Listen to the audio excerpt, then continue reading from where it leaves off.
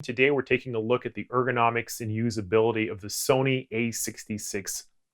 Ergonomics and usability have to do with how the user interacts with the camera, how it feels in their hands, specifically ergonomics. Usability is simply how easy or how hard the camera is to use. And I believe it's one of the most important aspects of enjoyment, especially with new photographers, is how enjoyable is this experience. And in my view, when we have multiple button presses to get to a feature, it tends to negate the fun of shooting. The two rules that I have basically, number one, we want to increase the options for users who might want to shoot with their left eye versus their right eye, things of that nature. And we also want to limit the number of button presses, especially when it's talking about a basic feature. As a side note, the A6600, $1,400 at the time of this recording. There's an A6400, price right now is about $900, and there's an A6100. It's about $750 to $800 depending on where you get it. Those two cameras are very similar in regards to their performance, but there are some very important differences on the A6600 that I want to point out. And as a quick side note, this is 100% organic. I purchased these cameras with my own money. I have no affiliation with Sony. I don't attend their press events or their camera camps, and there's a lot of sponsored reviews on YouTube that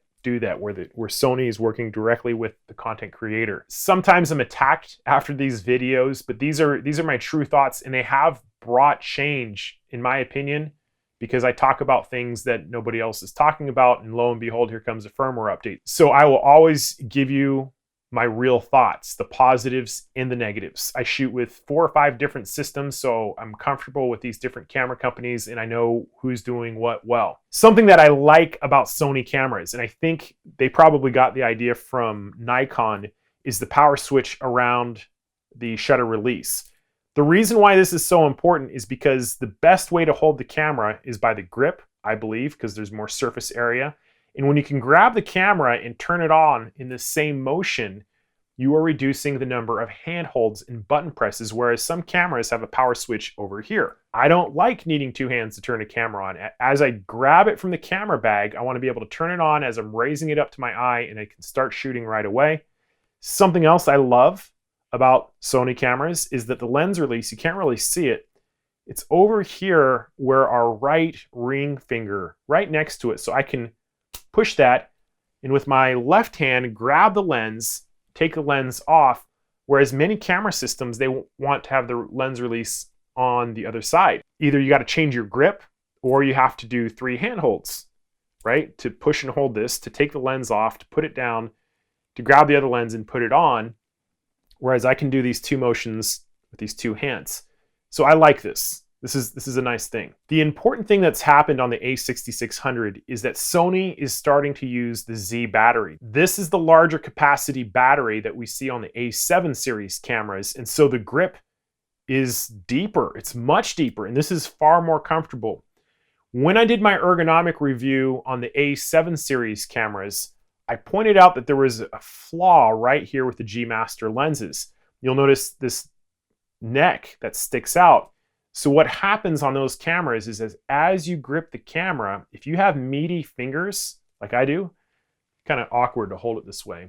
What happens is there's a contact point between your finger and the lens where this neck is. And I have personally rubbed the skin off my finger, even during short shoots, because of the rubbing between these 2 points. Now, it was a little difficult to measure this, but something I noticed immediately is that this gap between the grip and the lens has increased. There's more space here now. A7 III, when you move your finger through it, it was catching on the lens. Kind of hard to get digital calipers in there to measure the exact points and differences, but the angle of the grip has also changed. It's more towards the outside of the camera, whereas the A7 grip is more vertical. And because of this angle change, I'm no longer getting this rubbing on my finger. Now, that may sound like a weird thing, but if you have meaty fingers and you're holding an A7 series camera that rubs on the lens, it is a nightmare. So this has changed. Very nice, very welcome improvement. What I'm seeing here is with the Z battery, there would be enough space for a second memory card, which is something that many users have complained about with the APS-C Sony cameras. We see it on Nikon cameras, we see it in Fuji cameras. They have dual card slots. This is something that pro shooters want. So with this change, there's definitely space in here. as they've done in the past on the A6100. The battery life on the Z batteries is significantly improved, which means you're not going to be changing your batteries as often. Very important if you're doing long shoots, especially video. So we don't have a video limit on the A6600, which means you can record and record.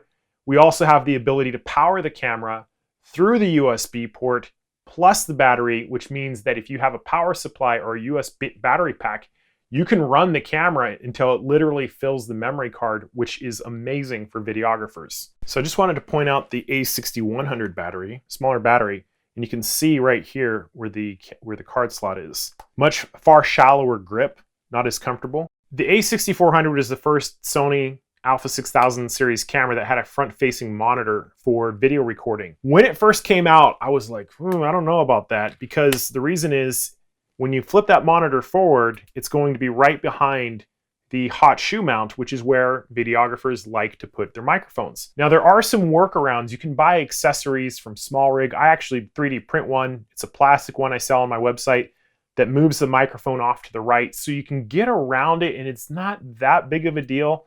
So the front-facing monitor has grown on me. I like it more than I did in the beginning, because this, to see what you're shooting as you're shooting it, as somebody who records themselves on video, it's critical. It's absolutely huge. And earlier Sony A6000 cameras didn't have this. So this is definitely better than nothing.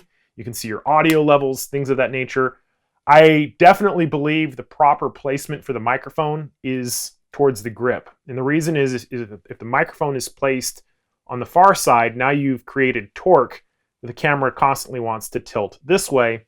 If you move the microphone over here, it feels far more balanced. In regards to button customizations, we have a C1, a C2, we have a C3, and a C4. We can also customize the autofocus manual focus switch, which toggles. All of these are customizable according to the shooting style that you prefer. If you want to do back button focusing for sports shooting, if you want to do eye detection here. One of the things that kind of bothers me about the focus select score, we can use a touch monitor to move the focusing score. That's great. This changes when you're looking through the viewfinder, is that we don't have a joystick. We can use the directional pad. In fact, if you're shooting through the viewfinder and you are left-eye dominant, which I am, so your left eye is looking here and your nose is touching the screen, we need a way to change the focusing squares. Sony has set this up so we can use the back monitor, which they call the touch pad once we start looking through the viewfinder. And there's a way to customize this according to preference, which is great. I mean, this is exactly what it should be all about in the touch pad, touch panel settings. Right-eyed shooters, you're gonna want touch panel and touch pad. Left-eyed shooters whose noses are bumping the monitor, you're probably gonna wanna go with touch panel only. Furthermore, we can customize which part of the monitor is active. I have mine set to the whole screen. So as we're looking through the viewfinder, what part of the monitor do you want to use to change your focusing squares? It's very nice if you are right-eye dominant. Let's start talking about some of the criticisms that I have. Some of these are not really important. Some of them could be game changers if Sony's listening.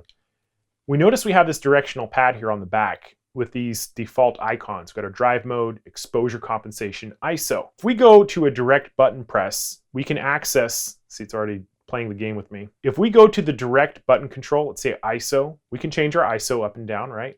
Or if we want to change our drive modes, no problem, great. When we're shooting from the back of the camera, we can touch on the monitor to change our focusing squares. Here's the problem though. What if we want to look through the viewfinder and then change our focusing squares? When we go to a direct button push, it's going to want to jump into that setting. In order to change our focus square position using the touch pad, we have to press the set button and then push in the direction that we want to go. So every time you change your focusing squares looking through the viewfinder, if you are not using this as a touch pad, we have an extra button press. And I think that's something that's fair for left-eyed shooters to be aware of.